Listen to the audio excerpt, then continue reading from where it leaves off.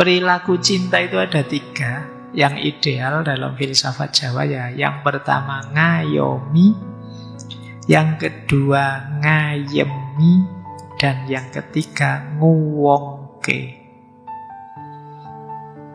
Ngayomi, ngayemi, nguwongke. Kita bahas dulu yang pertama.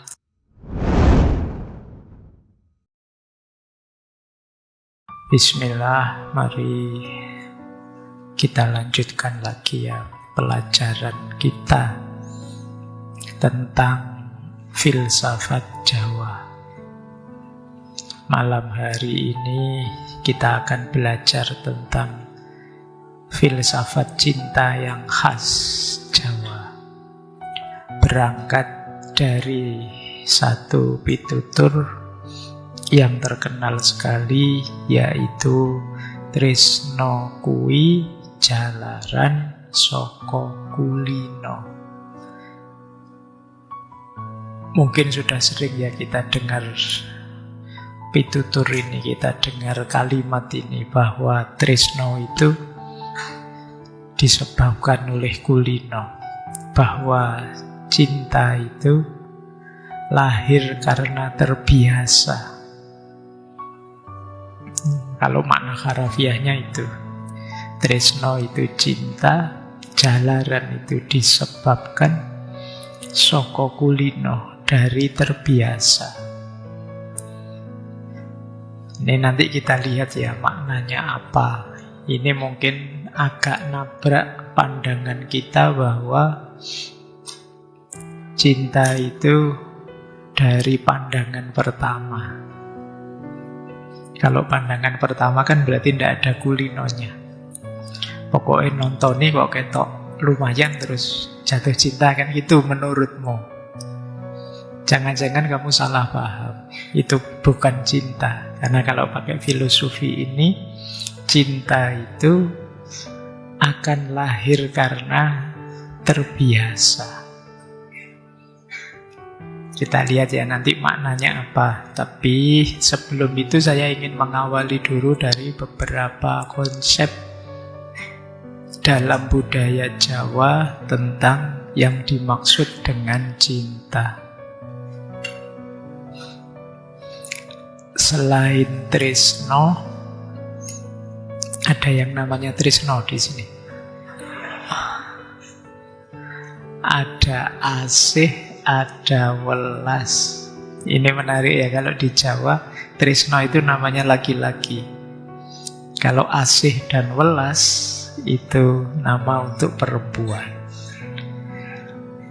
Maknanya sama-sama berhubungan dengan cinta. Kalau tresno ini passion, rasa yang sangat kuat. Kita sering menyebutnya jatuh cinta. Di situ gabung antara keinginan, hasrat, nafsu, itu ada di situ, itu namanya tresno. Mungkin kalau dipadankan dalam bahasa Arab ada mahabbah, ada rasa. Ya memang ini awalnya sih, tapi kalau tidak ada rasa ya yang namanya cinta itu hambar. Ya kalau tidak ada rasa ya bestie saja kan. Tapi dia berubah jadi hubungan cinta itu kalau ada tresno, ada passionnya.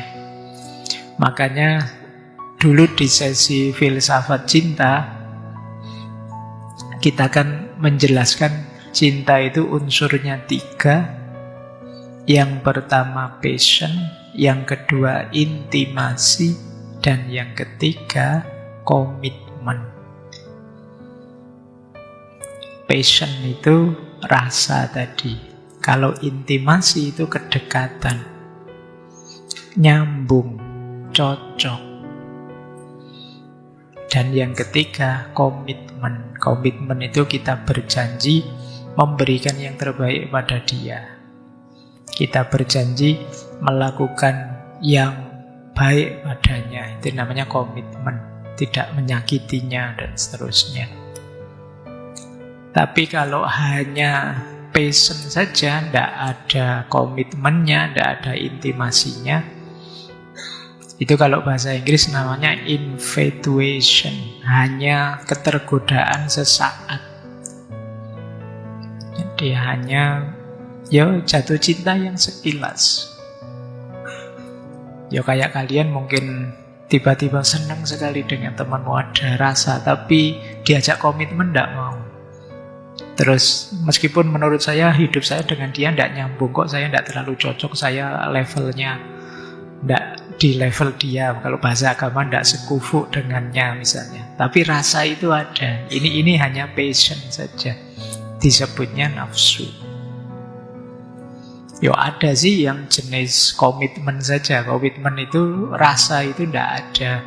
Juga tidak merasa dekat, tapi karena satu organisasi, satu lembaga, karena tiap hari kerja bareng, jadinya harus saling baik. Ini komitmen. Komitmen saja, tidak ada passion, tidak ada intimasi, yaitu kerja bakti. Nah iya kan, antar jemput, neraktir, tapi kamu suka enggak, teman saja, kerja bakti itu namanya.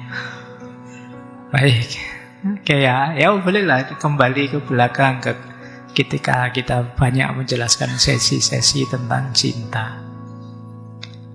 Nah, itu tresno, passion. Nanti ada konsep asih. Kalau asih ini ketika cinta tadi tumbuh menjadi tanpa pamrih, terus jadi asih. Dia jadi lembut, dia jadi tulus. Itu namanya asih. Biasanya istilah ini digabung dengan welas. Welas lebih dulu terus asih, karena ini memang nanti satu paket. Asih itu berhubungan dengan kedalaman. Kalau welas itu berhubungan dengan keluasan.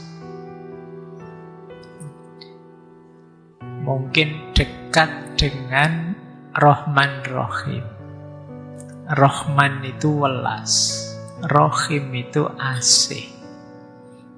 Makanya Bismillahirrahmanirrahim mungkin kalau diterjemah dalam bahasa Jawa Rahmannya itu welas, Rahimnya asih. Allah itu maha welas, maha asih, atau maha welas asih.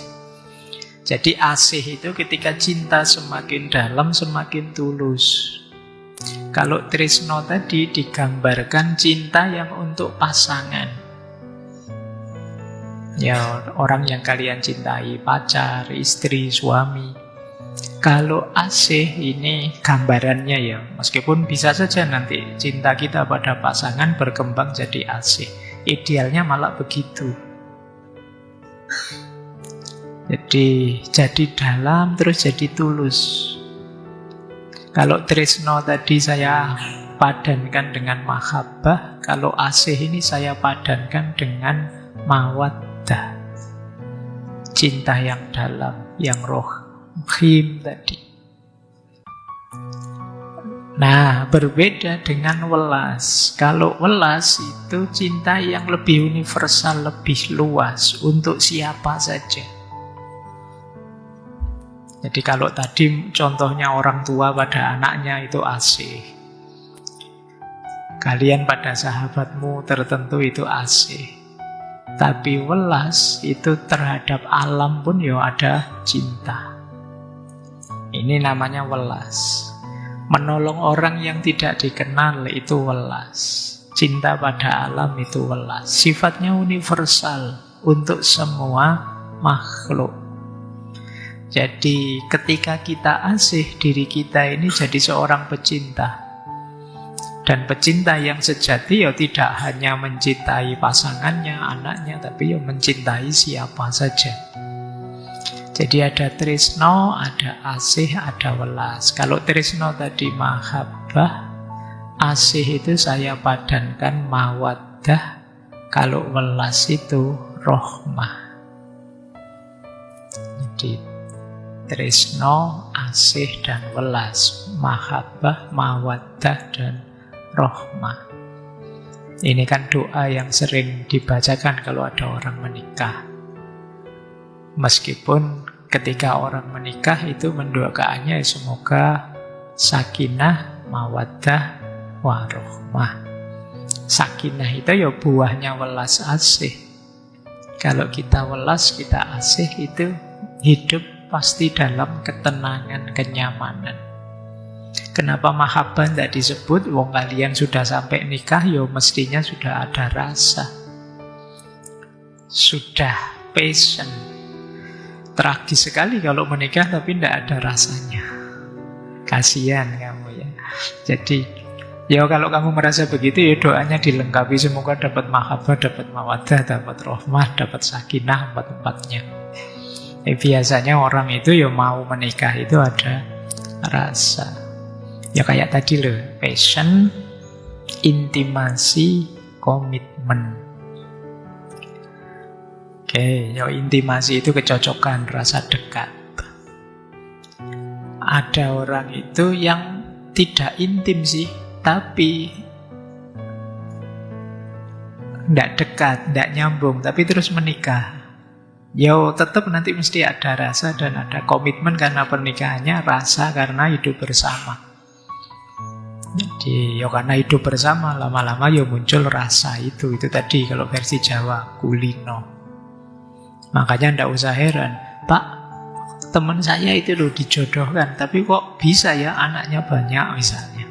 Loh, iya sih, mungkin dia perlu penyesuaian dulu, terus rasa itu muncul. Kalau di awalnya mungkin yang membersamakan komitmennya. Baik, nanti kita bahas seputar ini ya, melalui Tresno kuwi jalaran saka kulino.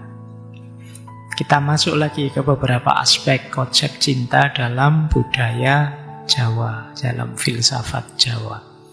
Semoga sudah bisa ditangkap 3 pembeda ini. Kita masuk ke simbolisme dulu, sebelum ke konsepnya ya. Kalau kemarin simbolnya kan di belakang wayang-wayang itu, sekarang kita taruh di depan untuk memahamkan.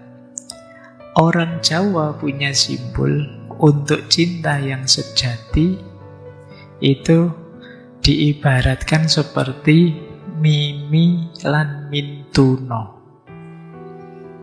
Kalian pernah dengar nggak kata-kata ini ya? Berapa kalian Gen Z nggak kenal itu, yang generasi saya pasti sering. Jadi Mimi itu sejenis binatang. Mungkin kalau bahasa Indonesianya belangkas. Apa ya kalian? Belangkas itu ya. Saya susah nyari. Ya saya ngerti lah gambarnya itu, kamu cari sendiri, googling nanti. Bukan undur-undur loh. Itu bukan kok dibesarkan begitu ya, besarnya setelapak tangan gini. Yang perempuan lebih besar, yang laki-laki di depan. Jadi belangkas ini laki-laki dan perempuan kalau dia satu pasang itu sudah tidak bisa dipisah. Jadi dia termasuk binatang yang monogami. Jadi ayo nikah sekali seumur hidup sudah. Jadi tidak ada kok Mimi Mintuno itu poligami. Jadi kalau ada orang bilang kamu kelakuanmu kayak binatang gonta-ganti pasangan, tapi kalau pasangannya Mimi lan Mintuno tidak. Jadi kemana-mana pun berdua, tidak mungkin dia dipisah. Kalau dipisah mati. Jadi Mimi lan Mintuno itu kalau dipisah mati. Jadi yang di depan yang laki-laki, yang di belakang yang perempuan. Jadi laki-laki lebih kecil, perempuan lebih besar karena dia sambil bawa telur-telur nantinya. Jadi dia ini seumur hidup sudah, kalau sudah gandeng ya gandeng sudah.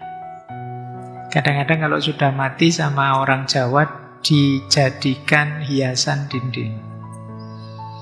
Jadi untuk sebagai simbol cinta sejati. Nah, cari ya nanti gambarnya buat anumu. Di tembok kosmo, Mimi lan Mintuno. Meskipun kamu jomblo tidak apa-apa lah. Biar pokoknya punya gambaran tentang cinta sejati. Asal tidak dipisah dari pasangannya, dia umurnya panjang. Kalau dipisah, mati tadi ya. Kalau dimasak, harus bareng. Dimasak mau dimakan, dia harus bareng. Kalau tidak dimasak salah satu, beracun. Jadi Mimilan Mintuna itu kalau dia dimasak salah satu saja, jangan dimakan. Beracun dia. Masaknya harus bareng berdua. Nah, itu hati-hati ya. Ya saya tidak tahu bahwa ada warung yang menjual belangkas ini. Terus kamu tanya ini tadi masaknya sendirian atau bareng pasangannya. Itu kalau sama pasangan yang lain mungkin lebih beracun lagi dia. Jadi dia harus dimasak bareng pasangannya. Karena racun di yang satu itu penawarnya racun di yang lain. Itu simbol cinta yang sejati di dalam budaya Jawa. Nah, nanti kalian cari ya. Saya tidak tahu orang Barat kenal tidak Mimilan Mintuno ini. Ya mungkin istilahnya pakai bahasa Latin, bahasa asing ya. Baik, zaman saya kecil di banyak rumah di desa-desa itu sering pakai hiasan dindingnya Mimilan Mintuno ini. Mungkin kamu cari di rumahnya kakek-kakekmu mungkin ada. Baik, ini simbol pertama. Jadi ya budaya Jawa juga punya concern tentang konsep cinta, tidak hanya Barat, tidak hanya dulu Jalaluddin Rumi dan kawan-kawan. Kita di Jawa juga dalam cara membahas cintanya. Simbolisme kedua itu pasangan dewa Bathara Kamajaya dan Dewi Komoratih. Ini biasanya kalau ada upacara 7 bulanan di Jawa, terus mecah degan kelapa muda, itu di luarnya digambari dua dewa ini. Sama maknanya, untuk menggambarkan cinta yang sejati. Kalau di wayang, Bathara Kamajaya itu putranya Bathara Ismaya atau Semar. Dia dikenal sebagai dewa cinta. Dewa cintanya Jawa, wayang. Parasnya tampan, budinya luhur, punya panah asmara. Jadi kalau kalian dipanah dengan panahnya Dewa Kamajaya ini, ya kalian akan jatuh cinta. Itu mirip ya kalau di Yunani ada Cupid. Nah itu juga kan yang membawa panah asmara. Punya pasangan Dewi Komoratih, ini putri Bathara Soma. Digambarkan sangat cantik, lembut, sayang dan setia dengan suaminya. Jadi dua dewa ini disimbolkan sebagai cinta abadi, harmoni, setia. Di banyak upacara Jawa dilibatkan, khususnya yang berhubungan dengan perkawinan. Ya ada sih cerita khususnya. Kalau di wayang itu ada cerita satu ketika Kahyangan itu diserbu raksasa, sementara Bathara Guru, raja langitnya, penguasa kadewatan, sedang semedi. Nah, tidak ada yang bisa membangunkan Bathara Guru ini. Akhirnya para dewa minta tolong Bathara Kamajaya ini, karena dia punya senjata yang bisa membuat orang melek. Kalau orang jatuh cinta itu kan orang yang bergairah, bersemangat, dopaminnya naik. Nah, untuk membangunkan, terus para dewa minta Bathara Kamajaya, mbok tolong panahmu arahkan ke Bathara Guru, biar dia bisa bangun. Gampanglah nanti kalau marah kita bantu menjelaskan. Dewanya di panah asmara. Nah, ya karena situasi gawat terus dipanah Bathara Guru itu. Bangun memang, tapi beliau marah luar biasa. Sampai kemudian mata ketiganya terbuka, mengarah pada Bathara Kamajaya. Ya terbakar hangus sampai habis Bathara Kamajaya ini. Melihat suaminya terbakar, ya Dewi Komoratih tidak rela, beliau ikut masuk ke dalam api yang membakar Bathara Kamajaya. Dua-duanya sama-sama hangus jadi abu. Nah, terus tidak tega Bathara Guru, terharu oleh cinta dua dewa ini. Akhirnya dibangkitkan lagi dalam bentuk rasa cinta, daya cinta, yang Kamajaya dalam diri laki-laki, yang Komaratih dalam diri perempuan. Jadi mereka ditakdirkan, kalau bahasa wayangnya itu mancing. Mancing itu mirip kalau istilah tasawufnya tajalli. Masuk ke dalam orang yang sedang jatuh cinta. Jadi kalau kalian sedang jatuh cinta, itu kalau versi cerita ini ya, berarti Dewa Kamajaya itu sedang hadir mancing dalam dirimu. Yang perempuan juga begitu.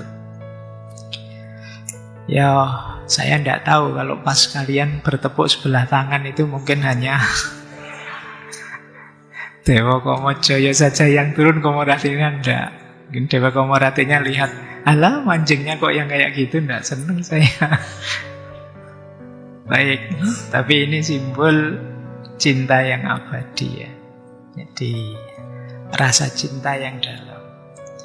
Baik, ini juga akan sering kalian temui sebagai simbol cinta dalam budaya Jawa. Kita lanjutkan, masih ada yang populer. Di Jawa orang banyak menyebut-nyebut dua ini. Ya, Rama dan Sinta, Romo dan Sinto. Ini simbolisme cinta yang berat untuk ditanggung. Saya tidak perlu cerita ya bagaimana kisahnya Romo dan Sinto. Ini kita belajar makna cinta apa sih yang biasanya diambil dari Rama dan Sinta ini. Meskipun belakangan saya lihat ada banyak yang nafsir aneh-aneh. Tapi sebenarnya maunya yang pertama, Rama dan Sinta ini kan menikah melalui sayembara, kemudian diasingkan di hutan dan lain sebagainya, hidup sengsara, terus terpisah lagi ketika diculik oleh Dasamuka. Jadi perjalanan cinta yang sangat berat. Setelah diselamatkan dari Dasamuka, muncul gosip aneh-aneh yang membuat kemudian Rama melakukan upacara untuk membakar Ibu Sinta biar jelas bahwa masih suci. Mengapa? Menghindari gosip, menghindari suara-suara negatif. Dan Rama yakin 100% istrinya suci, tapi dia ingin menyelamatkannya dari suara-suara yang negatif dengan cara upacara tadi. Ada beberapa yang menurut saya penting dalam pelajaran cintanya Rama dan Sinta ini. Nanti kapan-kapan ya kita bahas full. Cuma ini trailernya saja. Ya karena ngaji kita kan sering sekali bahas tema-tema cinta itu ya.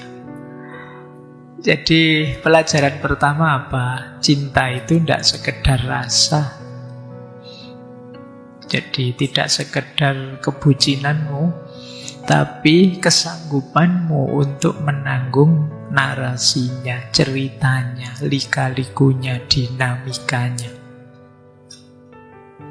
Jadi tidak bisa kalian mencintai kok nyari enaknya saja. Itu bukan cinta. Cinta itu dituntut kita untuk sanggup menanggung ceritanya. Seperti Rama dan Sinta, ada pengasingan, ada penculikan, ada fitnah, kemudian ada hidup berjarak dari yang dicintainya. Jadi cinta sejati akan kelihatan bukan saat bahagia, tapi saat muncul ujian. Jadi tresno itu bukan tentang aku nyaman bersamamu, tapi apapun yang terjadi, aku siap menemanimu. Nah, iya. Jadi itulah Rama dan Sinta. Meskipun sudah diculik berpuluh tahun, balik masih diterima. Kenapa? Karena bukan sekedar nyari senangnya saja. Oke, ini pelajaran pertama dari kisah Rama dan Sinta. Pelajaran kedua, kesetiaan itu bukan sesuatu yang bisa dipamerkan atau bisa diperlihatkan kemana-mana. Kesetiaan itu laku yang sunyi. Dewi Sinta itu waktu diculik Rahwana, dia setia dengan suaminya, dan itu ya perjalanan yang sunyi, tidak ada yang ngawasi. Satu-satunya yang ngawasi ya dirinya sendiri. Bahkan kemudian orang memfitnah beliau, menganggap beliau tidak mungkin diculik seorang penjahat besar yang sakti, yang luar biasa, segalanya punya, kok tidak diapa-apain. Pasti diapa-apain itu kan gitu, suara-suara dari luar. Jadi ini memang benar perjalanan yang sunyi. Kesetiaan itu pertama-tama tidak kelihatan di luar, tapi tegas di dalam. Maka kalian bisa tertipu kalau hanya melihat dari luar, karena luar itu bisa saja cuma acting. Bisa saja sekarang ada pamrihnya, terus gayanya kelihatan setia sekali, tapi begitu yang dipamri hilang bisa ditinggal kalian. Maka setia itu jalan sunyi. Tidak akan ada orang mengapresiasi, karena tidak kelihatan memang. Atau seandainya kelihatan pun mungkin orang mewajarkan saja, padahal itu perjuangan berat. Misalnya ya, kasih contoh, misalnya di kita banyak keluarga kurang mampu, terus suami istrinya pisah. Satu di luar negeri, yang satu di dalam negeri ngurusi anak, ngurusi apa itu. Ini kan satu-satunya yang bisa menolong adalah kesetiaan. Dan itu perjuangan sunyinya masing-masing. Tidak ada orang tahu. Bahkan seandainya orang tahu pun orang akan bilang, ya wajarnya memang begitu. Biasanya ya harus begitu, mau gimana lagi, kan orang selalu begitu. Orang tidak melihat betapa beratnya perjuangan untuk setia itu. Dan ini dicontohkan oleh Dewi Sinta. Ya termasuk Rama. Rama kan juga berarti pisah berpuluh tahun, tapi toh ndak nikah lagi. Padahal kalau mau, kan ada itu adiknya Rahwana yang naksir, ada raksasa-raksasa yang senang dan lain sebagainya, tapi tetap setia dengan istrinya. Tapi ya lagi-lagi itu perjalanan yang sunyi. Mulia, tapi tidak diapresiasi secara berlebihan, secara luar biasa. Jadi kalau tujuanmu hanya dipuji orang, kesetiaan tidak akan kelihatan. Ayo, itu pelajaran kedua. Pelajaran ketiga, cinta tidak selalu menang. Kalau dalam ceritanya Rama, cinta itu di bawah dharma, di bawah tugas-tugas yang harus dipenuhi oleh Rama. Termasuk tadi melakukan upacara ujian dengan api tadi. Jadi, tapi memang demikianlah cinta yang dewasa. Di situ saya tulis, cinta punya pelajaran pahit. Yang pertama apa? Cinta yang sudah dewasa itu tidak selalu minta dimanjakan.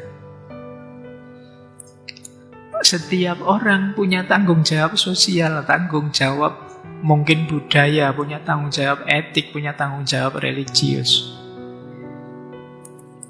Cinta seringkali hadir dalam rangka mendukung pemenuhan tanggung jawab tadi. Sehingga kalau dalam ceritanya Rama, itu dharmanya didulukan, cintanya kemudian. Ini salah satu ayat cinta yang pahit. Saya tahun lalu itu yang bikin syair yang dinyanyikan oleh Iwan Fals itu kan, saya kasih judul syairnya Ayat Cinta Paling Pahit.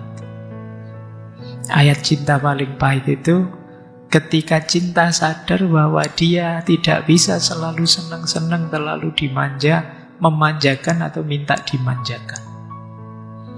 Bahkan ada kalanya cinta memang menuntut harus berpisah. Dan itu pahit. Cinta itu ingin nyambung tapi menuntut kita harus berpisah. Kalau dulu saya lupa di sesi ngaji filsafat yang mana, contohnya bukan kok kalian LDR-an, tapi contohnya adalah ketika seorang ibu harus berpisah dengan anaknya. Harus nyapeh anaknya, harus melepas anaknya berjuang, menjauh. Itu sakit. Tapi kalau tidak rela dengan itu, anak ini tidak akan berkembang, tidak akan mandiri, tidak akan dewasa. Itulah cinta. Maka pelajaran dari cinta itu ya, cinta tidak selalu menang dengan hasil yang menyenangkan. Bahkan ada kalanya cinta itu justru kemuliaannya terletak pada beratnya perjuangan, bahkan ketika dia kalah oleh kehidupan. Bayangkan misalnya kisahnya Romeo and Juliet atau kisah-kisah cinta yang lain, kan sebagian besar sad ending. Akhirnya mengenaskan, tapi justru jadi cerita cinta yang mengagumkan. Laila Majnun, kurang ngeri apa kesengsaraan cinta mereka. Kamu membayangkan harusnya kan kayak film-film ini, kalau sudah sesusah itu akhirnya happy ending. Tapi toh akhirnya sad ending. Tapi tetap tidak kehilangan kemuliaan, keagungan cintanya. Bisa saja malah sebaliknya kalau dia sukses. Romeo sukses nikah dengan Juliet. Wah, terus ceritanya bisa macam-macam. Mungkin ada selingkuh lah, ada gegeran beli rumah, ada bisa macam-macam urusannya. Tapi justru ketika terpotong di situ, kita sekarang menceritakannya jadi dahsyat. Nanti kalau Laila Majnun itu jadi menikah, tidak akan lahir puisi-puisi luar biasa dari seorang Majnun. Ini sih satu sisi, makanya saya sebut kadang cinta itu pahit. Tapi justru dalam pahitnya cinta terkandung kemuliaan dan kedahsyatannya. Perjuangan-perjuangan hebat di level apapun biasanya landasannya cinta. Para pahlawan yang berkorban untuk bangsanya, ya karena mereka cinta tanah airnya. Orang tua yang berkorban untuk keluarganya, ya karena mereka mencintai keluarganya. Jadi ini pelajaran ketiga dari kisahnya Rama dan Sinta. Bagaimana cinta itu tidak selalu menang, tapi kalah pun dia masih bergumul, masih bisa memamerkan keagungannya. Karena kadang-kadang di momen-momen kalah itu cinta menampakkan ketulusannya. Dan itu mengagumkan.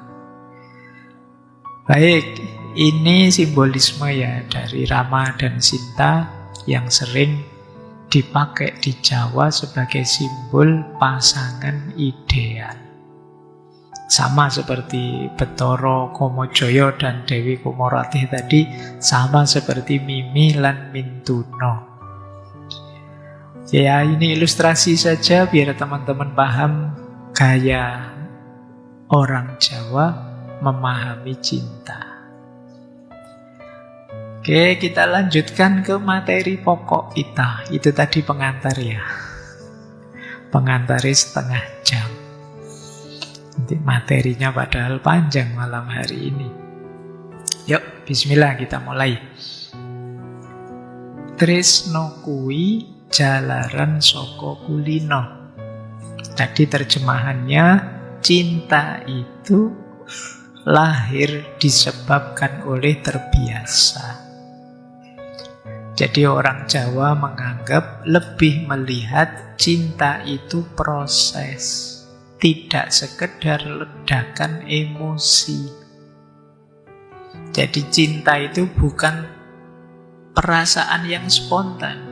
Mungkin saja sih spontanitasmu itu ketertarikan yang kuat, tapi itu belum cinta. Cinta itu hasil laku yang panjang. kita menemani, kita merawat, kita memahami, kita menerima. Cinta lahir dari kesetiaan dalam keseharian, bukan dari sensasi yang sesaat. Jadi, orang Jawa percaya perasaan bisa berubah, tapi kebiasaan yang dijaga akan melanggengkan rasa. Coba perhatikan, kenapa sih ada orang yang sampai tua masih saling mencintai? Karena kulino. Sudah terbiasa menjalani hidup berdua, rasa sudah bertaut sedemikian rupa. Coba tanya simbahmu, coba tanya orang tuamu, ayah ibumu. Mereka sudah saling bertaut. Ditinggal salah satu sulit menjalani hidup dengan nyaman. Kenapa? Sudah terbiasa. Misalnya orang tuamu, bapakmu sedang tugas jauh kemana. Ibu yang padahal biasanya beliau melayani, itu pun ya di rumah rasanya sepi, kebingungan. Kenapa? Terbiasa hidup bersama, berdua. Jadi kulino. Padahal kalau tadi dasarnya hanya ketertarikan, coba diinventaris yang membuat tertarik apa? Cantiknya. Kalau sudah tua, cantiknya kan sudah pergi. Tapi kok masih setia? Karena kulino. Nanti ada penjelasan lebih panjang tentang filosofi kulino. Jadi yang dimaksud tresno jalaran saka kulino itu ya menetapnya cinta, mengakarnya cinta. Itu karena kita terbiasa. Jangankan yang sudah nikah lama, mungkin kalian yang iseng-iseng pacaran sekian bulan kan rasanya juga ada keterikatan tertentu. Biasanya pagi-pagi kuliah gini saya dijemput, sekarang tidak ada yang jemput. Itu kan mulai terasa. Kenapa? Ada kebiasaan yang berjalan bersama. Jadi makna dasarnya itu, cinta itu proses, tidak sekedar alat atau jalan untuk senang-senang letupan emosi. Saya pernah ditanya ini, tak jawab sekarang ya, lebih detail. Dulu waktu ditanya jawaban saya tidak detail. Mengapa sih cinta pada pandangan pertama itu kadang tidak langgeng? Kadang ya, saya tidak bilang selalu. Mungkin awalnya cinta pandangan pertama, tapi kan terus kulino tadi. Tapi kalau dia hanya berhenti pada pandangan pertamanya, pandangan pertamanya itu kan mungkin terpesona wajahnya, terpesona senyumnya, terpesona gagahnya, terpesona lembutnya. Ini kan kesan pandangan pertama. Kalau berhenti di situ, kemungkinan langgengnya sulit. Kenapa? Yang pertama, karena kesan pada pandangan pertama itu lahir dari proyeksi, bukan pengenalan. Proyeksi itu gini loh, misalnya kalian lihat, senyumnya, misalnya kan. Terus kamu membayangkan alangkah bahagianya kalau aku tiap hari melihat senyum itu. Itu namanya proyeksi. Cantiknya, seneng ya kalau punya pasangan kayak gitu, nanti kemana-mana orang iri semua mesti. Itu proyeksi. Yang perempuan juga begitu. Anak ini gagah sekali ya, punya pasangan kayak gini, tak pamerin kemana-mana. Ini mapan hidupnya, berarti saya nanti nyaman sudah. Itu semua proyeksimu di awal. Itulah pandangan pertama. Jadi yang bunyi tidak sekedar ketakjubanmu, tapi kamu memproyeksikan harapanmu, fantasimu, kekosongan batinmu yang diisi dia.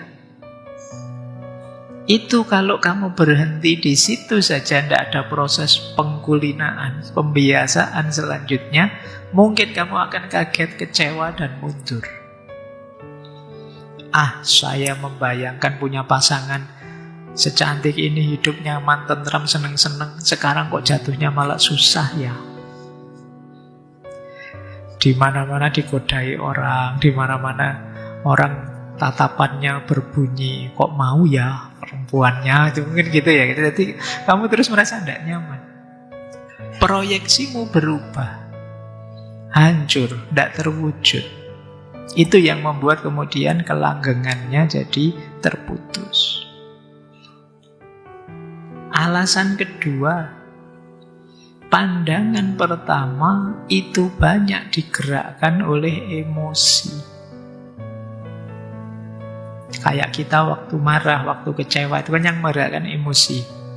Kalau cinta ya nanti ada hormon-hormon dopamin, terus adrenalin keluar, ketertarikan biologis. Yang seperti ini kan turunnya cepat. Jadi cinta yang sekedar ketertarikan sesaat. Ya memang cinta pandangan pertama itu dahsyat, meledak-ledak. Kalian tidak bisa tidur malamnya, mungkin berminggu-minggu terbayang-bayang dia terus. Kenapa? Hormonmu sedang berlimpah ruah, dopaminmu meningkat tajam. Tapi kalau pada saatnya ini merusut jumlahnya, kan ada kapan itu saya bilang, ini ya jumlahnya tidak bisa stabil terus.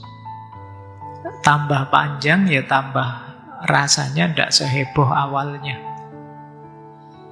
Jadi kalau kalian hanya mengandalkan rasa materi melalui pandangan pertama, kemungkinan langgengnya susah.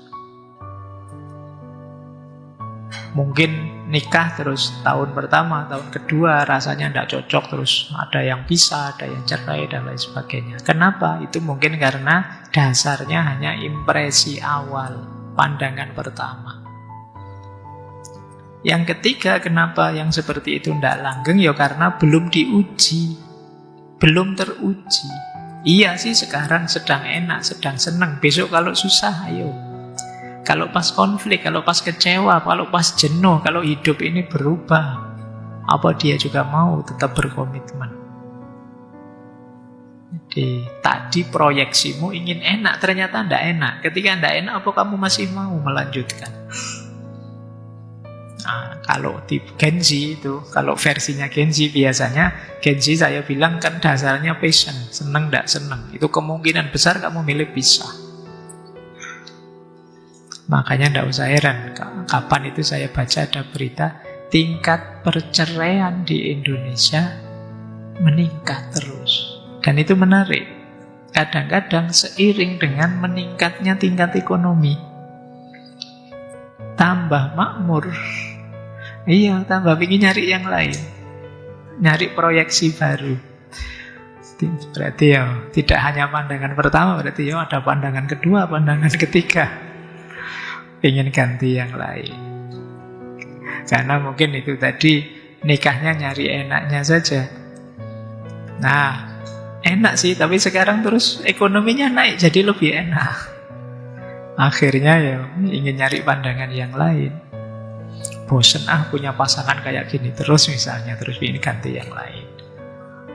Baik, ini ya bagi yang bertanya, kenapa sih cinta pandangan pertama itu? Kalau hanya berhenti di pandangan pertama, resiko. Itulah kenapa orang Jawa tadi ya menetapkan filosofi cinta itu tidak berdasar pandangan pertama, tapi pembiasaan. Kulino itu terbiasa dijalani berulang-ulang sampai menjadi bagian dari diri kita. Karena sekian lama sudah terbiasa hidup bersama dia, kita saling melengkapi, saling mendukung. Pada akhirnya jadi terbiasa. Kalau tidak ada dia, hidup kita tidak lancar, tidak nyaman. Itu kulino. Dan itu akan sangat menguatkan cinta. Jadi awalnya mungkin memang tresno, rasa, ada getarnya, ada rindunya, ada gelisahnya.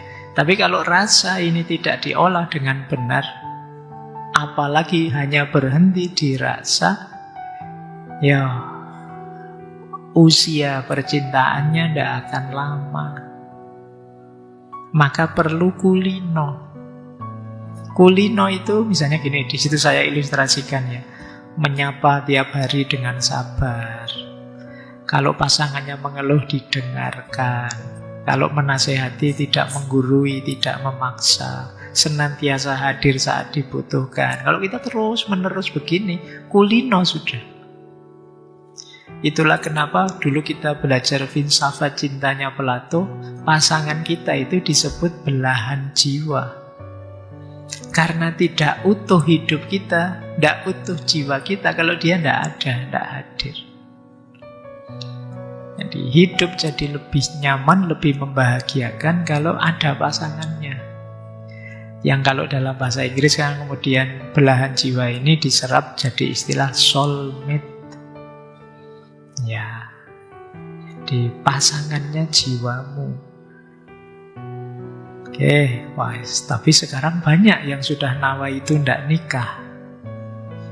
Saya baca berita-berita, itu kan Gen Z banyak kan yang sudah nawa itu tidak nikah. Lu belahan jiwamu kasihan loh.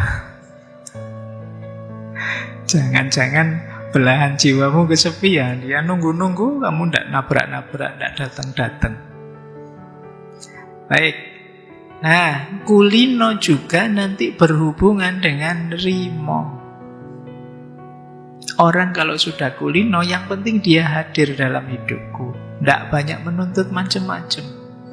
Nerimo itu maknanya tidak sekedar pasrah. Kalau di Jawa nerimo itu dimaknai tidak ngege mongso. Ngege mongso itu memaksakan waktu. Biarlah semua berjalan sesuai prosesnya. Makanya ada istilah kulino. Jadi ya mungkin awalnya biasa, tapi tambah dalam, tambah dalam. Kenapa? Sudah kulino. Jangan dipaksakan. Jangan, Pak saya ingin begitu jatuh cinta langsung mawaddah warohmah. Nggak gampang. Nggak gampang. Perlu kulino dulu untuk bisa masuk ke level mawaddah warohmah. Untuk bisa kulino ya kita harus menerima dia apa adanya, tidak menuntut, tidak mengkomplain, bersama-sama melengkapi ketidaksempurnaan. Nah, itulah filosofinya kulino. Jadi puncaknya cinta dalam masyarakat Jawa bukan romantikanya, bukan happy ending menikahnya, tapi kesediaan untuk tetap berbuat baik, memberikan yang terbaik pada yang dicintai, apapun yang dirasakan, apapun yang didapat. Nerimo tadi. Dan itu bisa lahir kalau kita kulino. Kalau kita terbiasa. Makanya tresno kuwi jalaran saka kulino. Kalau sudah mengalami fase kulino, insya Allah cintanya sudah mengakar. Ada perubahan apapun kita terima. Kenapa kita terima? Karena ketidakhadirannya dia itu eksistensial. Kalau saya berpisah dengan dia, eksistensiku runtuh.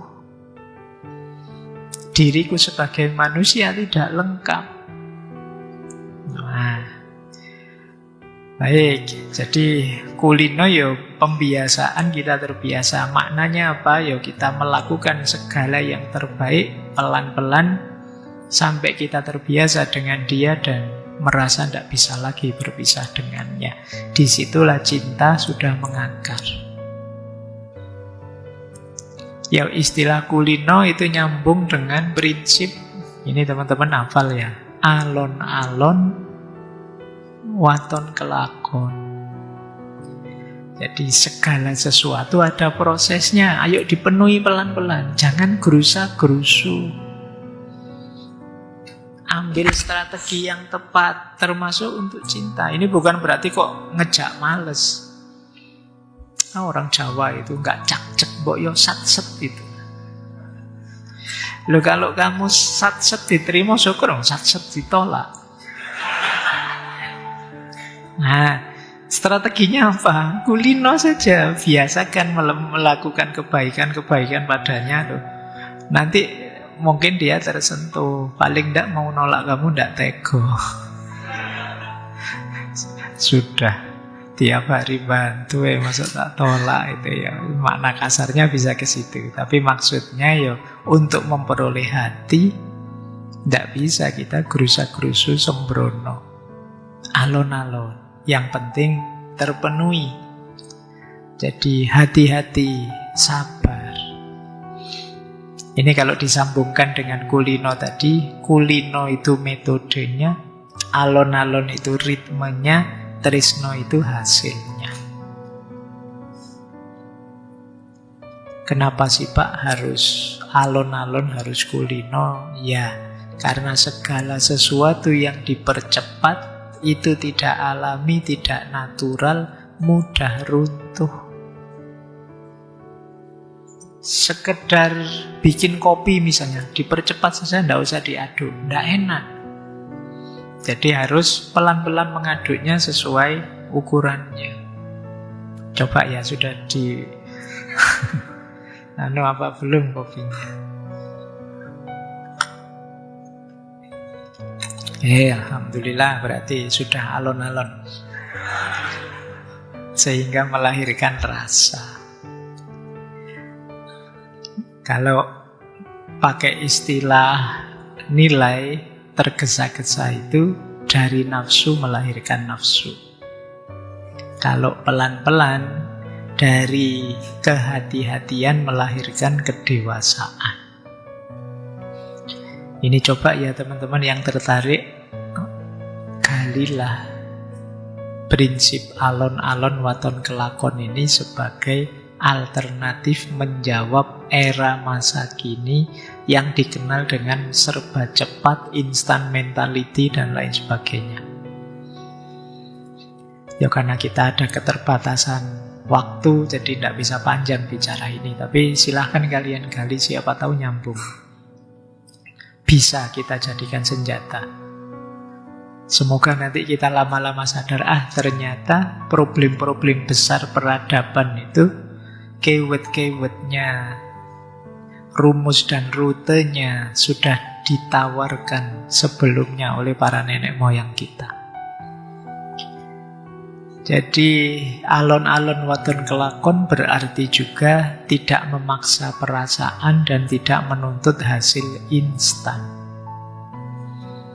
Cinta yang dibangun serba cepat, ingin segera, biasanya tidak tahan banting. Kalau sudah ketemu kenyataan sering ribut, penuh drama, konflik kecil bisa menghancurkan. Karena sebelumnya belum kulino. Jadi pelan-pelan saja asal tercapai. Ini juga bermakna proses melahirkan rasa. Jangan tergesa-gesa biar tidak kecewa.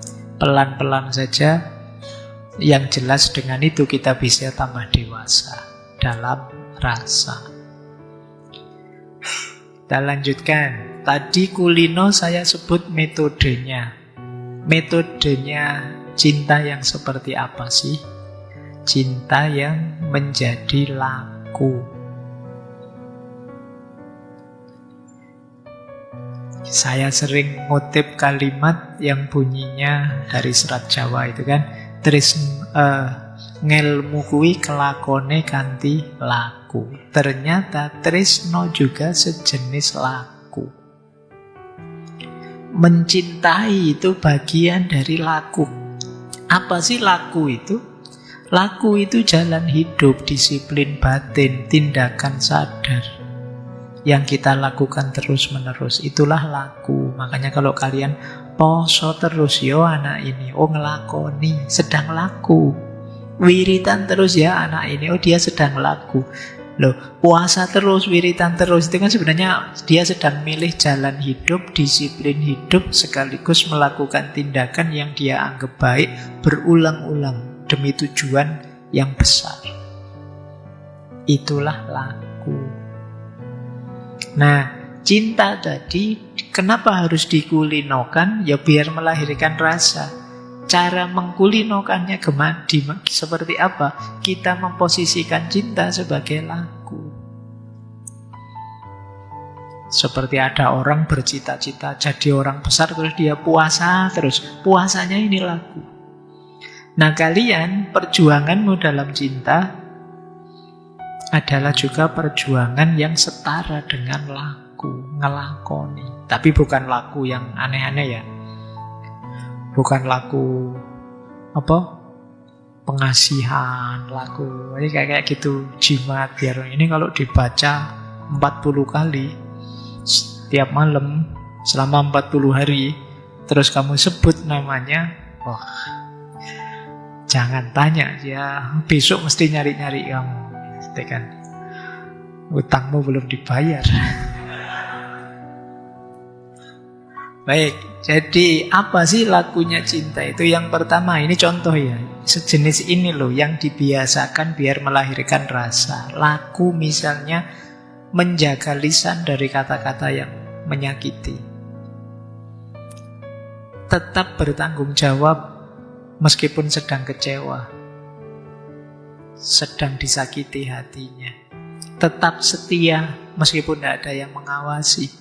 Tetap hadir menemani meskipun tidak ada yang muji. Loh, kalau kita menjalani laku ini terus-menerus, percaya rasa itu akan hadir di tengah kebersamaan. Cinta yang tidak dilakoni, tidak dilambari laku, biasanya jatuhnya cinta yang egois. Cinta yang hanya mengejar kepemilikan. Terus cemburu buta, bahkan kekerasan atas nama rasa. Kalimatnya unik ya, kita biasanya pakai kekerasan atas nama agama gitu. Tapi ada juga kekerasan atas nama rasa dengan alasan cinta. Misalnya dulu ketika kita di Erich Fromm, orang yang mental cintanya posesif, dia yang ngatur, memenjara yang dia cintai sendiri. Ini kekerasan sebenarnya. Atau yang versi eksploitatif, ingin mengambil keuntungan sebesar-besarnya dari pasangannya. Ini juga berarti bukan laku, dia nyari enaknya saja. Maka tresno kuwi jalaran saka kulino, berarti kita menjadikan cinta sebagai bagian laku kita untuk melahirkan rasa.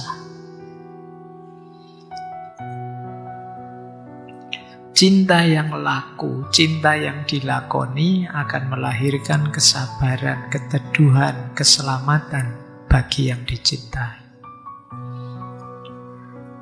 Baik, kita lanjutkan ya. Jadi ini makna lanjutannya. Ada lagi makna selanjutnya, cinta sebagai tirakat.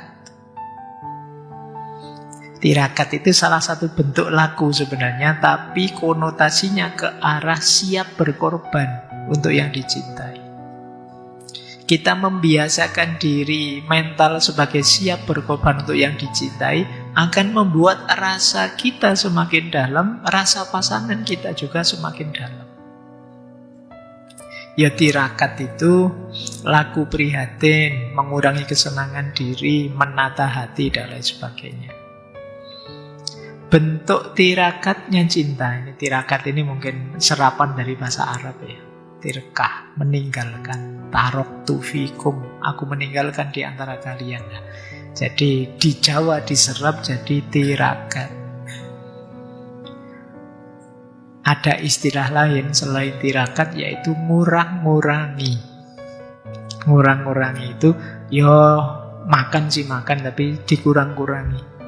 Jangan berlebihan. Kaya sih, tapi yo jangan belanja terus, buka Shopee terus tiap hari, enggak. Dikurang-kurangi. Kenapa dilakukan? Ada hal lain lebih penting, lebih besar. Nah, orang mencintai itu juga begitu. Dia bertirakat demi apa? Kenyamanan, kebahagiaan dalam kebersamaan. Kalau pasangan yang mencintai dan dicintai sama-sama tidak mau berkorban, sama-sama tidak mau tirakat, yang terjadi pasti konflik. Karena dua pribadi pasti punya dua keinginan, pasti punya dua mindset, pasti punya dua tujuan. Itu kalau tidak ada yang mau berkorban, konflik. Tidak ada yang mau tirakat. Maka lakukan tirakat. Bisa tirakat jenis menahan diri. Kata-kata, perbuatan yang menyakiti atau apapun itu. Bisa juga tadi jenis kesetiaan. Jadi saya kalau mau jujur, rasa dalam diriku sudah agak turun. Tapi kan saya harus berkomitmen, saya sudah janji membahagiakannya. Ini kesetiaan. Sebenarnya kelakuannya menyakiti hatiku. Pingin pergi saja aku, tapi saya sejak awal sudah berkomitmen ingin hidup bahagia bersama, saling memperbaiki. Lah kalau tak tinggal pergi gimana dengan janji itu? Nah ini kesetiaan namanya, orang setia. Ada lagi yang ketiga, tirakat keikhlasan. Jadi kita latihan ikhlas. Orang cinta itu kalau sejati pasti ikhlas. Tidak punya pamrih apa-apa selain kebahagiaan yang dicintai. Bukan aku lagi. Itu orang yang mencintai. Jadi tirakatnya orang mencintai itu ya tirakat menahan diri, tirakat setia, tirakat ikhlas. Loh kalau kita menjalani tirakat ini jangan dikira yang diuntungkan hanya pasangan kita. Kita juga naik kelas. Bisa setia, bisa ikhlas, bisa menahan diri. Itu kualitas jiwa yang dicari oleh semua orang. Di banyak sesi kan kita mengidealkan tipe orang seperti ini. Bisa menahan diri, komitmen dengan nilai, setia dengan nilai, terus ikhlas. Bahkan di situ saya kutipkan satu kalimat menarik. Tirakat tertinggi dalam cinta itu bukan memiliki, tapi mampu melepaskan tanpa membenci. Ini seperti kalimat yang dulu pernah saya pakai itu ya. Kalau memang bahagiamu adalah jauh dariku, maka silahkan engkau pergi menjauh.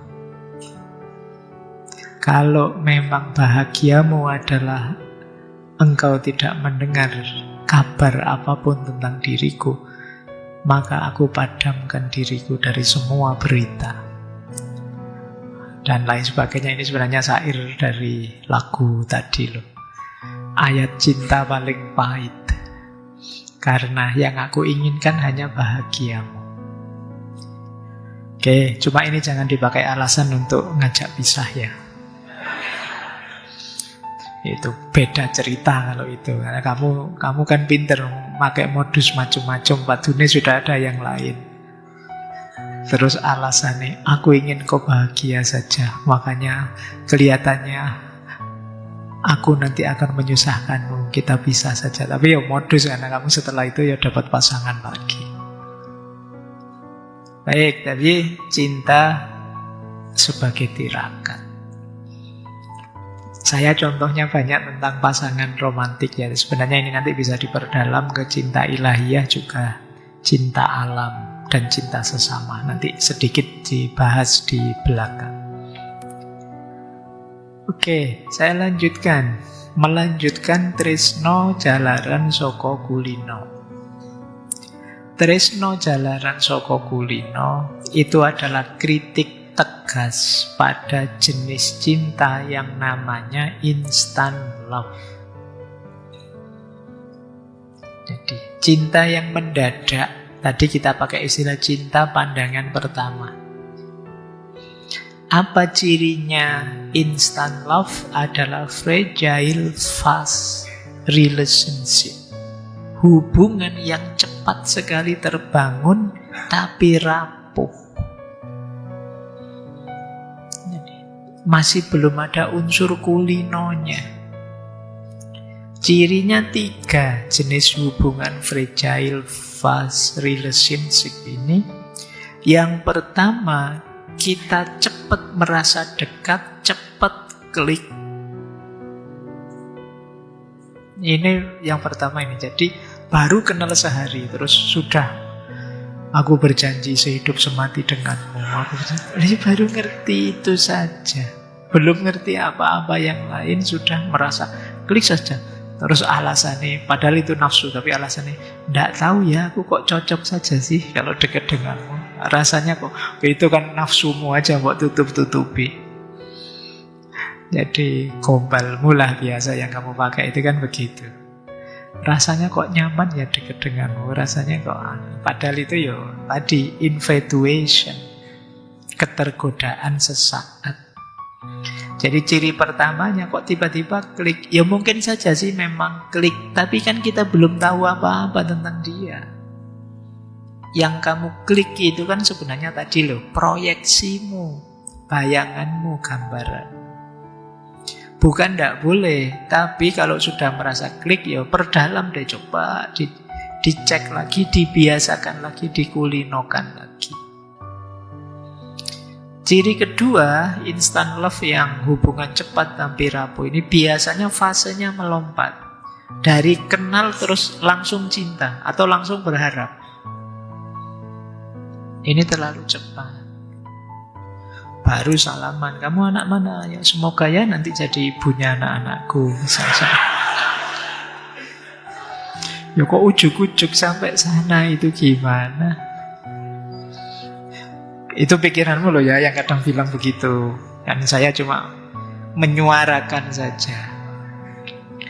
Jadi ini kamu lompat. Gitu loh. Iya sih ada peribahasa, tak kenal maka tak sayang. Tapi setelah kenalan tidak berarti otomatis langsung sayang. Tetap ada proses. Oke, itu ciri kedua. Ciri ketiga, cinta yang cepat tapi rapuh adalah kita tidak menyisihkan ruang dan waktu untuk saling menakar watak, untuk saling mendalami, mengenali. Pokoknya karena sudah terlanjur dibutakan oleh pandangan pertama tadi, terus kamu anggap dia baik saja, kamu maklumi saja dia apa adanya, kamu tidak bisa membaca sudah. Terlanjur terbutakan.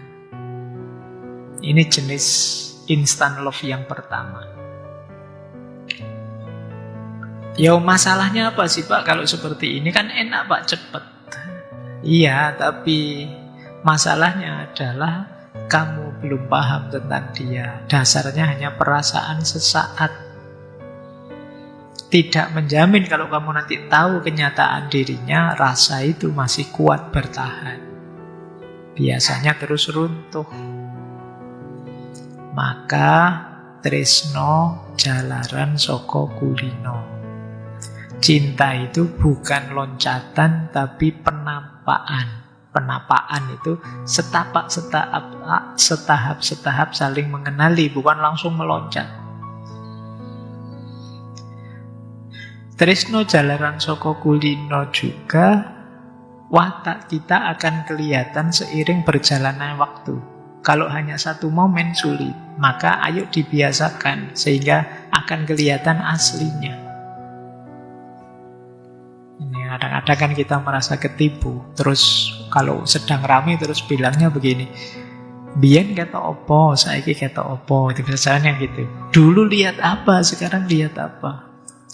Dulu kamu belum bisa melihat, sekarang kamu lihat aslinya. Terus kamu kecewa karena tidak sama dengan proyeksimu, bayanganmu. Enak ya punya suami kaya misalnya. Bayanganmu kan suami kaya beli apa-apa gampang, wong duitnya ada. Nikah beneran ternyata pelitnya luar biasa. Wong kamu ndak kenal sebelumnya. Ngertinya kayanya saja. Jadi itulah fragile fast relationship. Terus tipe instant love yang kedua adalah, tadi sempat disinggung sedikit ya, istilahnya kalau di psikologi dopamine driven love. Cinta yang digerakkan oleh hormon-hormon kimia dalam diri kita. Seperti dopamin. Dopamin hormon rasa senang yang meledak-ledak. Cirinya apa? Cinta kita jenis dopamine driven love ini, yang pertama biasanya cinta kita heboh. isinya sensasi, deg-degan, euforia, gemeteran. Kalau dekat di hati itu kita masih ada di situ. Jadi kalau ketemu rencananya ngomong banyak apa tapi terus tidak bisa ngomong, akhirnya itu masih dopamin driven, didorong oleh getar hormon dirimu. Yang kedua, karena dasarnya kejutan-kejutan hormonal ini, kita suka dengan stimulus-stimulus. Kejutan-kejutan, chat-chat yang mengejutkan, tiba-tiba WA, I miss you, itu kamu senengnya luar biasa. Padahal mungkin ngirimnya tadi iseng. Jadi ini driven dopamine love. Dia melakukan apa saja kamu tafsirkan untuk dirimu, sehingga kamu melonjak-lonjak terus. Kalau kalian hanya ada di sini, biasanya rasa itu turun dan kalian bosan kalau intensitas dopamin stimulusnya mulai turun.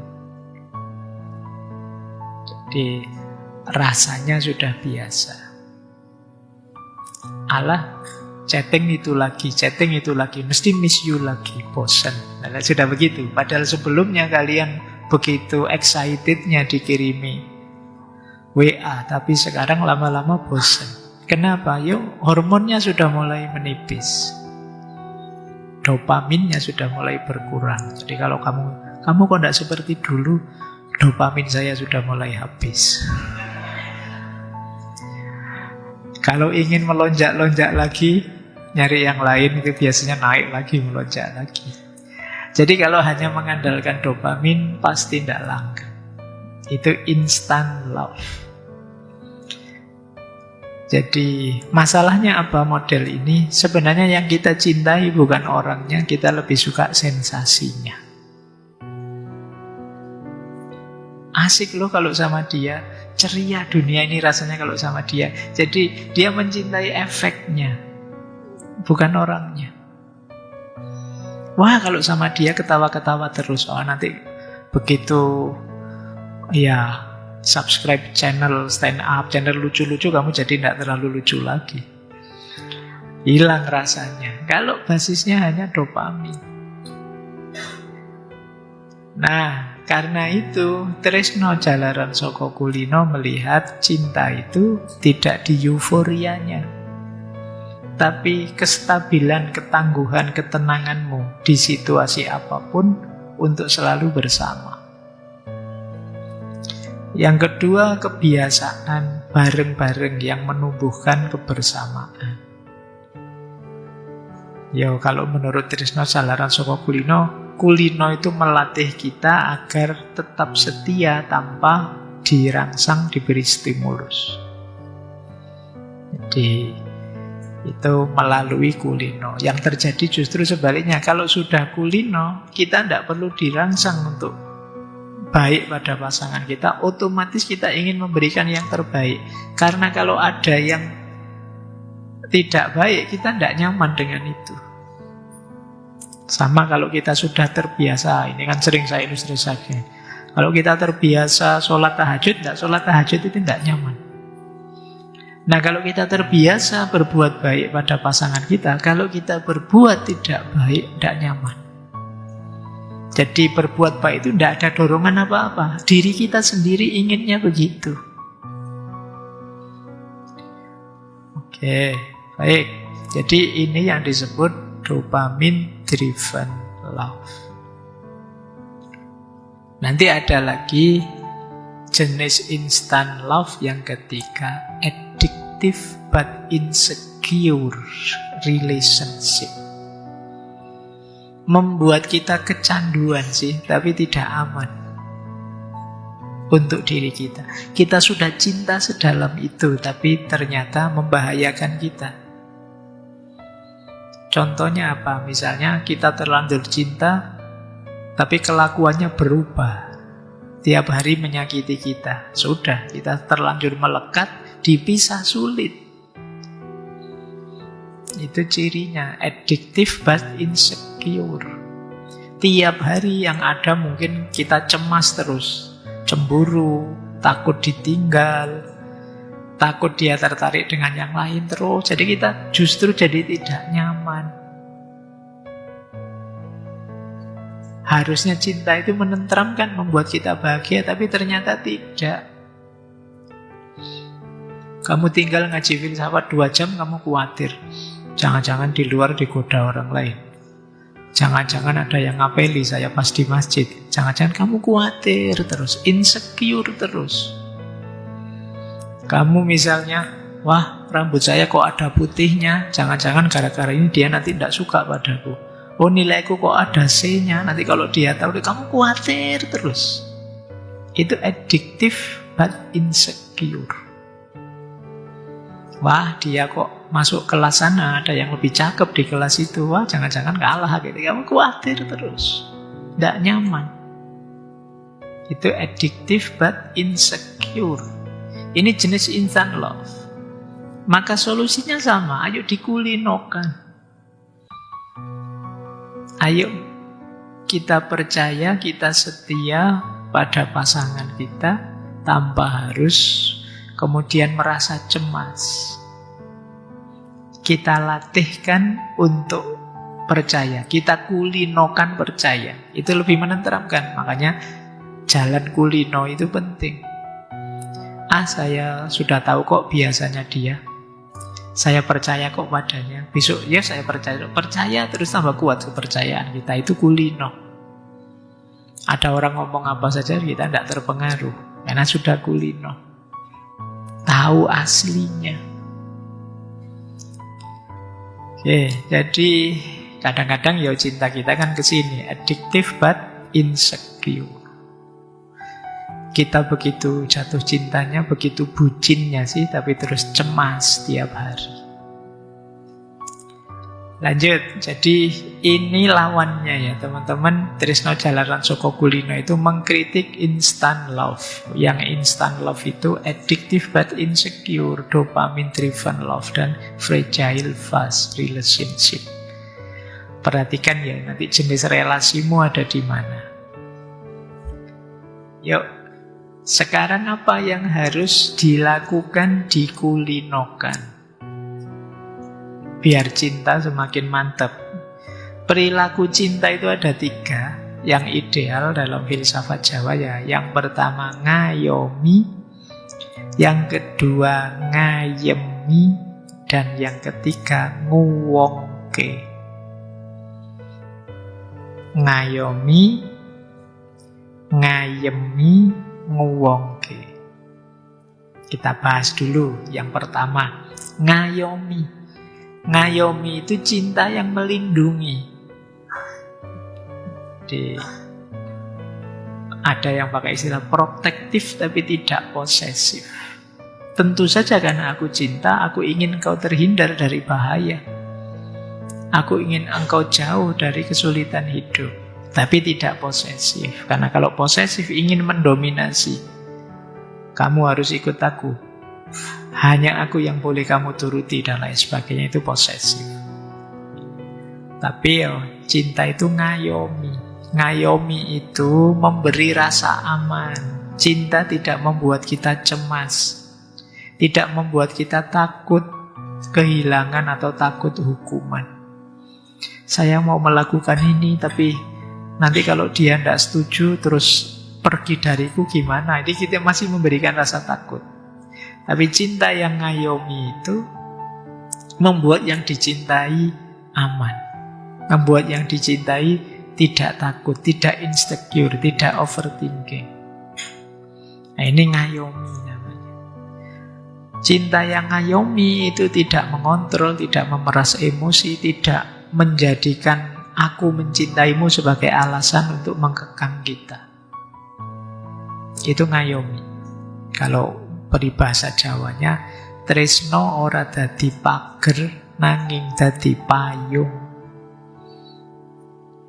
Jadi cinta itu bukan yang memagari, memenjara, tapi yang memayungi kita.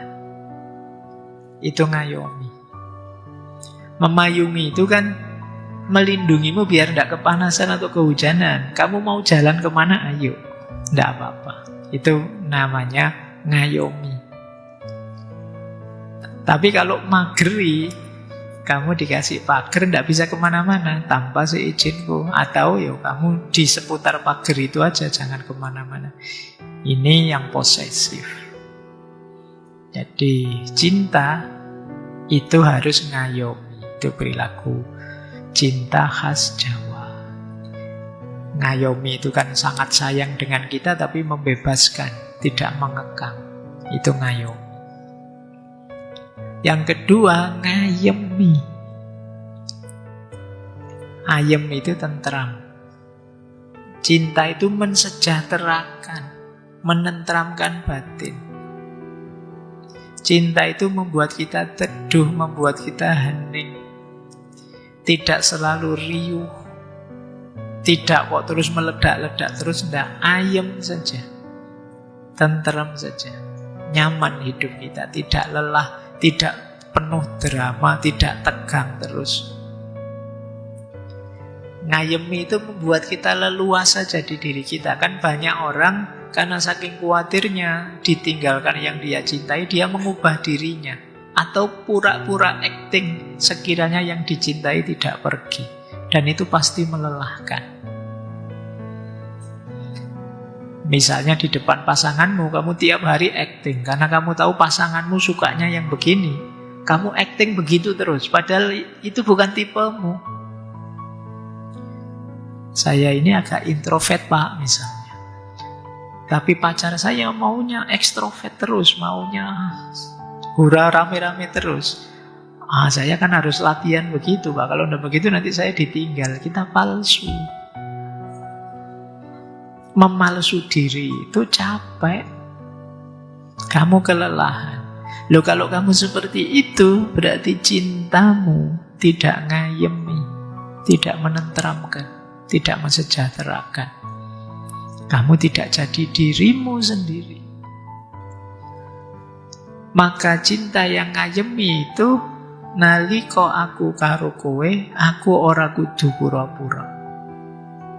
Aku tidak perlu palsu, tidak perlu pura-pura. Apa adanya. Dan aku apa adanya pun kamu tetap menerimaku. Ini ngayemi. Seneng aku. Aku jadi diriku sendiri yang kadang-kadang juga tidak sebagus-bagus amat. Tapi ya kamu tetap menerima. Aku salah, kamu terima. Meskipun nanti kamu nasihati, kamu luruskan.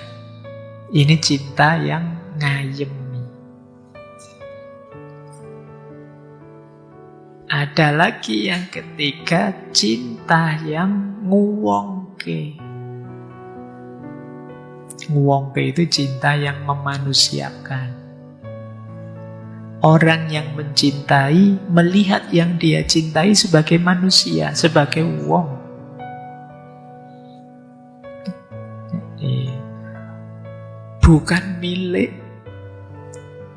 bukan properti. Bukan sekedar jalan untuk melampiaskan ego kita, bukan sekedar status atau obat atas luka batin kita, enggak. Kan ada kan yang punya pasangan untuk status. Teman saya punya pasangan semua, Pak, saya enggak punya. Sudahlah, tak pura-pura nyari. Enggak apa-apalah. Terus jadi pasanganmu itu hanya jadi pelampiasanmu untuk menjaga statusmu. Ini tidak nguwongke. Tidak memposisikan dia seperti manusia. Kamu jadikan dia barang, kamu jadikan dia properti untuk memuaskan egomu saja. Atau kadang-kadang kamu habis patah hati terus, mungkin enak kalau ada pengobat luka sementara untuk menutupi luka ini. Ini kamu tidak mikir dia, kamu hanya mikir kepentinganmu. Ini kamu tidak nguwongke. Jadi cinta yang nguwongke itu cinta yang mengizinkan yang engkau cintai menjadi dirinya sepenuhnya. Mengizinkan dia tumbuh. Tidak takut kalau dia berubah. Tidak ingin mengubah dia seperti versi yang kita inginkan. Itulah nguwongke. Menganggap kita ya manusia, punya keinginan sendiri, punya kehendak sendiri, punya cita-cita sendiri. Yang silahkan diwujudkan. Justru hadirku sebagai yang mencintaimu akan mendukung itu semua. Mungkin kita berbeda jalan, tapi dengan berbeda itu kita berdua kalau ketemu jadi lebih kuat. Jadi lebih tangguh. Ini namanya nguwongke. Baik, lawan yang nguwongke itu tadi ya, menganggap jadi seperti barang dimiliki saja. Jadi media untuk senang-senang saja, memenuhi ego. Atau sebagai pelampiasan saja. Berarti kita tidak nguwongke dia. Oke ya, baik, kita lanjutkan. Jadi ini beberapa perilaku cinta yang penting untuk tresno jalaran saka kulino. Berarti mari kita lakukan, kita kulinokan 3 hal. Ngayomi, ngayemi, dan nguwongke. Ini kita biasakan terus akan membentuk rasa cinta yang jauh lebih dalam. Yuk, kita lanjutkan lagi. Ini mulai agak dalam ya, cinta kepada Tuhan. Kalau dalam konteks tresno jalaran saka kulino. Ambil nafas sebentar. Semoga kalian tidak jadi putus asa ya. Aduh Pak, ternyata selama ini belum yang sejati, padahal gombalnya sudah sejati. Tapi ternyata masih harus belajar lagi tentang cinta.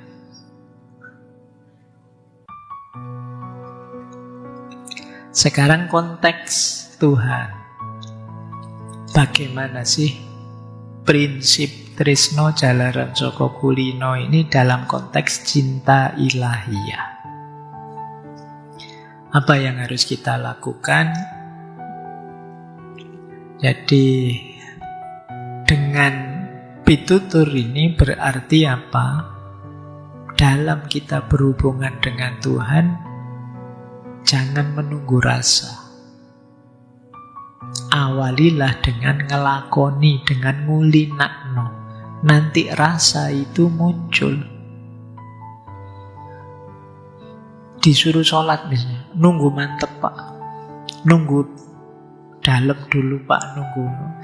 Ya ndak keluar-keluar, itu kayak kalian bilang nunggu hidayah Pak. Ya ndak akan nyampe-nyampe kalau kamu tunggu. Caranya bukan begitu. Caranya dilakoni dulu, dikulinakno. Nanti rasa itu muncul. Mungkin sekarang sholat kita, ibadah kita, ngaji kita itu rasanya datar saja. Belum ada rasanya. Tidak apa-apa, lanjut saja. Lama-lama rasa itu akan muncul. Jadi tresno jalaran saka kulino. Lama-lama kita muncul rasa senang, rasa dekat, intimasi tadi. Mungkin ada passionnya. Kalau dalam agama tentu saja pada Tuhan. Jadi rasanya Tuhan hadir dalam kesejatian hidup kita. Kenapa? Sudah lama saya ngelakoni, ngulinakno, berhubungan dengan Dia. Jadi ini yang menarik ya, karena kadang-kadang pembuktian tentang Tuhan itu kan ada yang dengan akal, ada yang dengan alam, ada yang dengan rasa. Tapi kalau di Jawa dengan peribahasa ini enggak. Cara untuk kita bisa berhubungan, punya rasa pada Tuhan, caranya apa? Ngelakoni. Jalani saja. Tidak usah tanya dulu hikmahnya sholat apa, manfaatnya sholat apa. Jalani. Kamu akan merasakannya. Jadi rasa tumbuh setelah dijalani. Jangan nunggu muncul rasa baru dijalani. Ini untuk ketuhanan ya. Jangan dibalik nanti untuk lawan jenis, nanti saya lakoni dulu Pak, siapa tahu muncul rasa, ya jangan begitu. Ini konteksnya untuk cinta ilahiyah. Jadi makna tresno jalaran saka kulino itu diawali dari menjalankan. Kayak kalian waktu kecil itu loh, sama orang tua kan disuruh ngaji, disuruh sholat. Jangan kok dikomentari, alah ngaji nggak tahu artinya saja. Ya ndak apa-apa, memang anak TK, diawalinya itu dulu. Biar apa? Muncul rasa dulu. Jadi biar dia sadar hidup ini ada Tuhan, hidup ini ada tugas, ada amanat.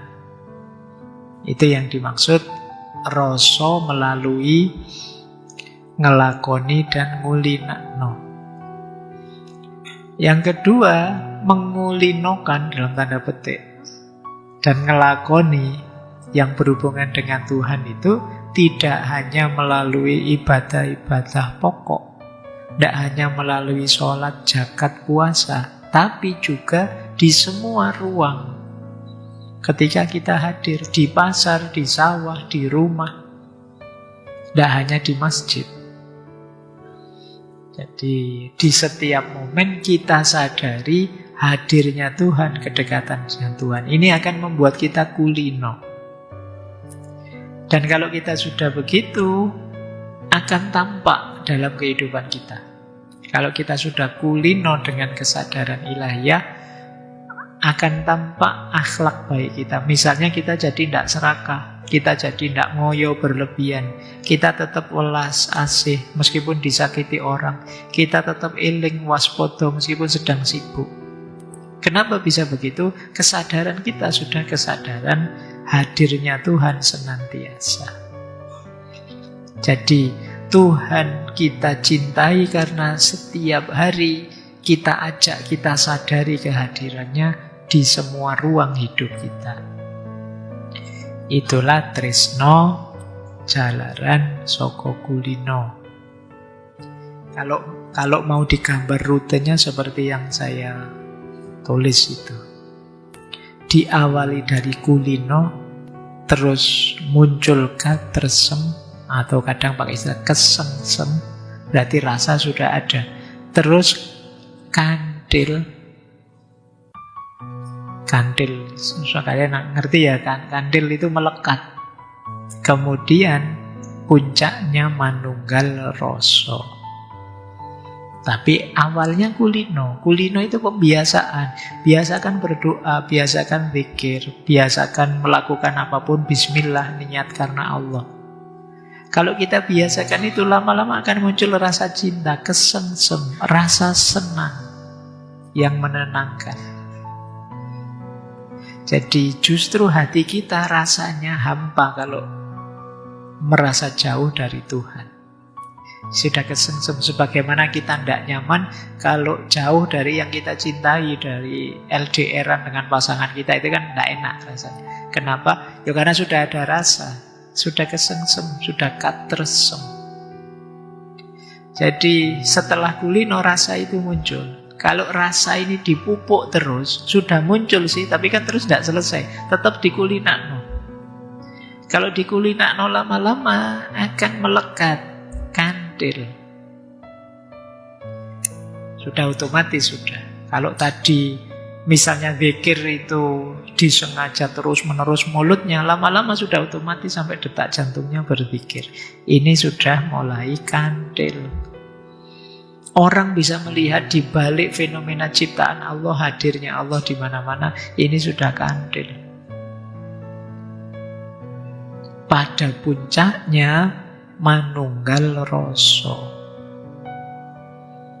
Nah, manunggal rasa ini berarti rasa kita sudah menyatu dengan ketuhanan. Cirinya apa? Yang kita inginkan, yang kita kehendaki, itulah yang dikehendaki Allah. Itu manunggal rasa. Allah menyuruh kita puasa, dan memang kita itu ingin puasa dan senang puasa. Ini manunggal rasa. Allah menyuruh kita zakat. Yo, saya sejak berulang-ulang berzakat, rasanya kok nyaman sekarang, senang dengan zakat. Ini berarti rasa kita sudah sejalan dengan keinginannya Tuhan. Itu namanya manunggal rasa. Itu puncak kedekatan kita dengan Tuhan. Diawali dari kulino tadi, membiasakan. Setelah dibiasakan, rasa itu muncul. Rasa muncul ini dipupuk terus-menerus, lahir kemelekatan, kandil, dan pada akhirnya manunggal rasa. Baik, kita lanjutkan. Kalau ini konteks tresno jalaran saka kulino berhubungan dengan alam, ekologi. Nah, mungkin ini bisa lah kita pakai istilah ekologi Jawa. Jadi maksudnya tresno jalaran saka kulino kepada alam itu tentu saja yang pertama adalah bagaimana kita memposisikan diri sebagai bagian dari alam, kemudian menyatukan ritme hidup kita dengan ritme alam. Ketika kita membiasakan begini, ya tetap nanti rasa cinta pada alam itu akan lahir, akan muncul. Yang kedua, niteni. Kita memahami, mengingat-ingat tanda-tanda alam. Itu membuat kita cinta nanti pada alam. Yang ketiga, menyesuaikan diri. Bukan menaklukkan loh, menyesuaikan diri dengan alam. Itu yang kanan saya sebut. Prinsipnya apa? Ngerumat dudu nguras. Oke ya, diingat-ingat istilahnya. Ngerumat orang nguras. Ngerumat itu setara maknanya dengan memelihara, melestarikan. Bukan nguras. Nguras itu eksploitasi. Yang sekarang kita rasakan dampaknya kan. Hutan kita kuras habis. Banjir sekarang. Kemarin kita salah mindset. Berhadapan dengan alam kita hanya fokus nguras, lupa ngerumat. Kita lupa bahwa kita ini oleh Allah diamanati untuk momong alam semesta. Kita itu khalifah. Jadi ya memang kita diizinkan mengambil manfaat, intifa, tapi sekaligus kita harus menjaganya, jangan berlebihan intifaknya. Harus ngerti kadarnya. Harus bisa berpikir panjang efeknya. Kenapa? Karena kita diberi amanat sebagai khalifatullah fil ardh. Bila perlu, wong kana kita yang diberi amanat, yo harus mau tirakat. Jangan ngejar senengnya saja dengan mengorbankan yang harusnya dirumat. Itu seperti orang tua yang mengorbankan anaknya untuk senang-senang dirinya, kan jatuhnya begitu nanti ketika kita nguras alam. Mari kita biasakan dekat dengan alam biar ada rasa terhadap alam. Semoga kita tidak menganggap alam itu hanya objek kita saja. Alam juga subjek, punya kediriannya sendiri, maka ayo kita bersahabat, ayo kita dekat dengan alam.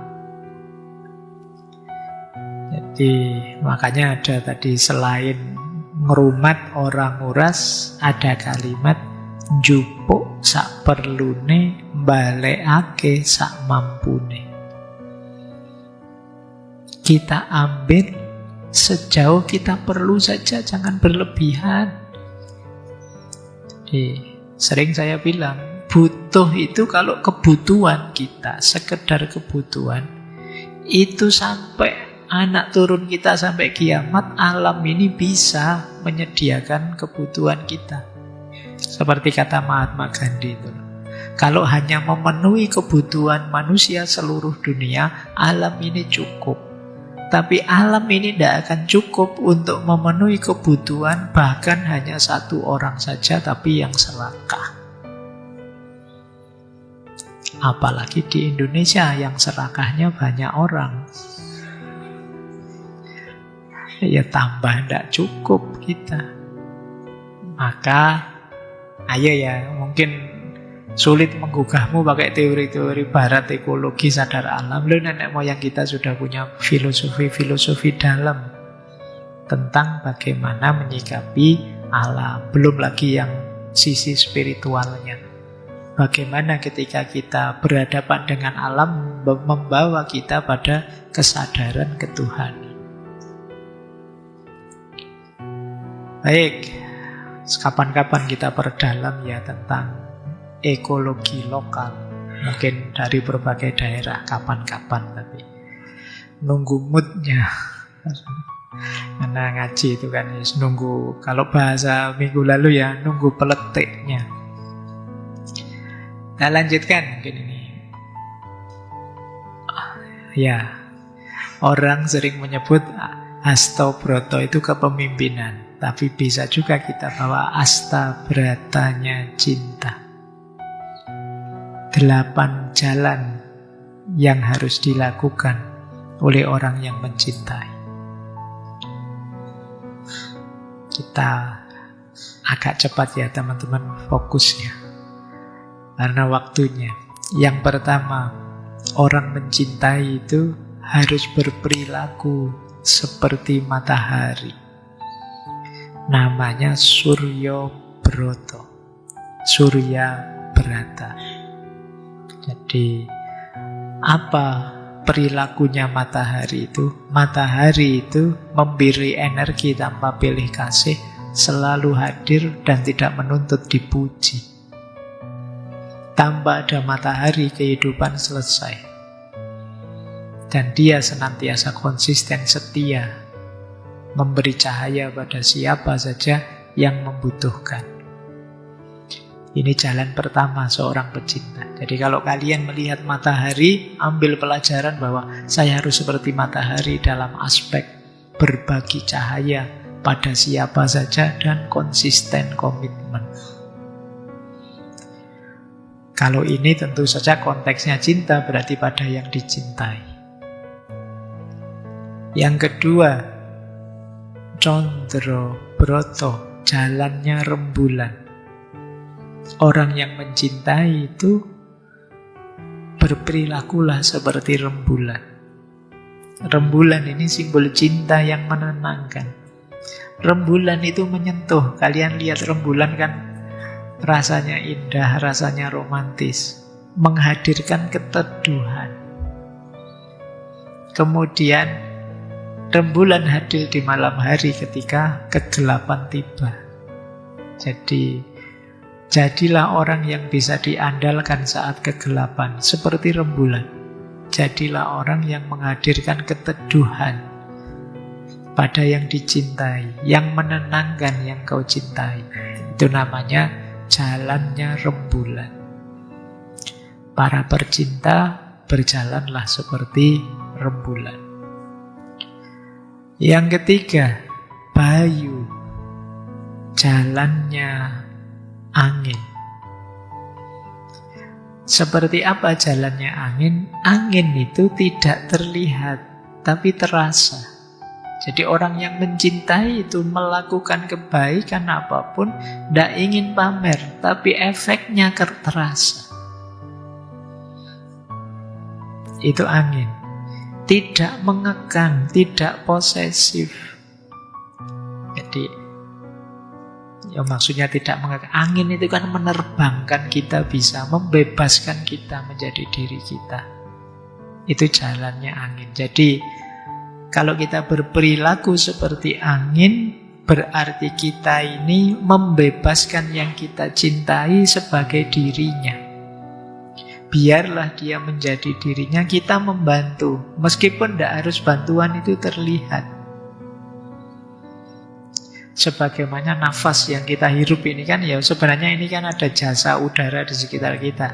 Tapi kan sering kita lupakan. Sama seperti hembus angin. Itu dia tidak dianggap penting, tidak terlihat, tapi perannya terasa. Dan membebaskan. Yang keempat, jalannya samudera. Orang yang mencintai itu harus mampu berperan seperti samudera. Samudera itu barang apapun, sungai mana-mana itu masuk ke dalam dirinya, semua ditampung. Jadi menjadi samudera berarti kita jadi luas, bisa menampung luka, ketakutan, amarah, dari yang kita cintai. Tidak buru-buru menghakimi karena kita bisa memayungi semuanya. Itu samudra. Samudra itu dimasuki sampah, dimasuki air kotor dan lain sebagainya, dia tetap bisa menerimanya dalam keluasannya. Samudra simbol hati yang luas. Baik, itu jalannya pecinta. Ada lagi jalan api, Agni Brata. Jalan api itu berarti cinta yang peduli, cinta yang tegas, cinta yang membakar, tapi membakarnya itu pembakaran penyucian. Jadi mungkin menyakitkan, tapi setelah itu jadi bersih. Berarti kalau kita mencintai seseorang, kita tidak abai padanya. Kalau dia salah, kalau dia keliru, ya kita tegur, kita luruskan. Ini peran seperti api, membakar segala yang buruk-buruk. Jadi yang mencintai tidak boleh cuek dengan yang dicintai, dia peduli. Kemudian ada lagi Prithvi Brata, jalannya bumi. Mencintai berarti harus kuat, menyangga apapun situasi yang dicintai.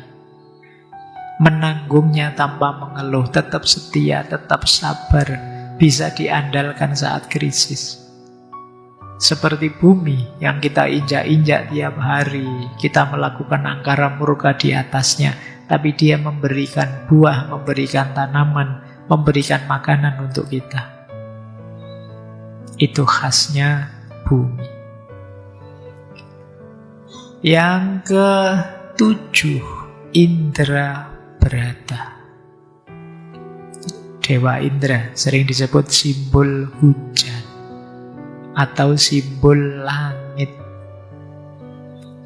Jadi ini hujan ini simbol dari keadilan. Hujan itu kan turun pada siapa saja. Dan dia tidak manipulatif, dia terang-terangan datang. Ini simbol dari hujan atau simbol langit, dia menaungi.